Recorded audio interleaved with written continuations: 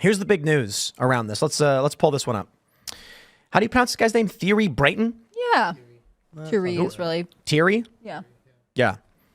He's the Commissaire European. And it says, he released this letter as there is a risk of amplification of potentially harmful content in the EU flag. In connection with events with major audiences around the world, I sent this letter to Elon Musk. Who wants to read this?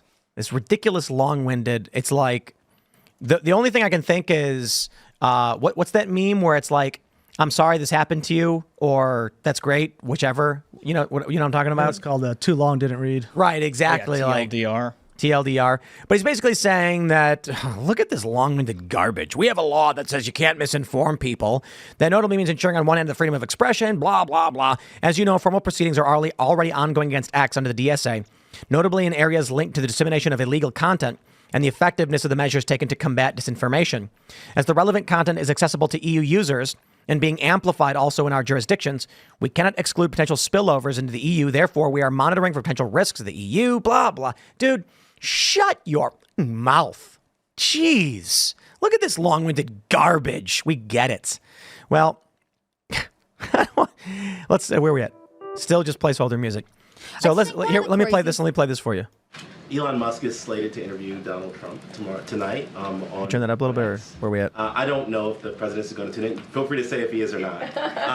But I think that misinformation on Twitter is not just a campaign issue. It's a America issue. What role does the White House or the president have in sort of stopping that, or stopping the spread of that, or sort of intervening in that? Some of that was about campaign misinformation, but it's a wider thing, right? Yeah, no, and you've heard us talk about this many times from here about the responsibilities that social media platforms have when it comes to misinformation, disinformation. Don't have anything to read out from here about specific ways that we're working on it, but we believe that they have the responsibility. These are private companies, so we're also mindful of that too. Yeah, blah blah. We get it.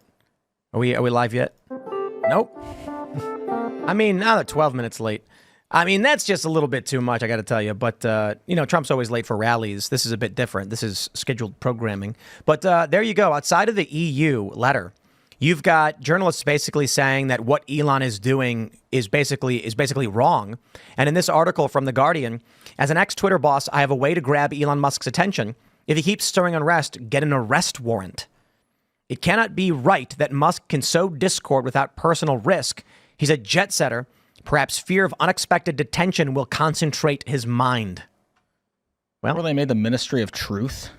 It didn't last too long. Yeah. Very reminiscent of that. I mean, it's obvious that there is a bias in the way they're targeting Elon Musk. They don't say this to other news broadcasters. They don't say this to other people. They say it to conservative leaning or people who are sympathetic to conservative causes in the in the EU and in America. And I think this is something that people are going to get really sick of.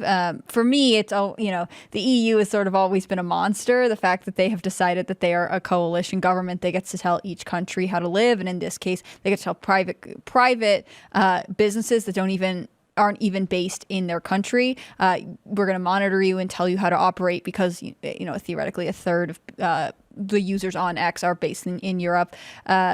This seems to the beginning of the dystopian end to me, but I don't know if you have any thoughts on it. Right. Yeah. As a lawyer, to hear that journalist ask what's the roles of the White House in this disinformation, quote unquote, is really really appalling, because the government should have no say in what's true or not as far as speech is concerned.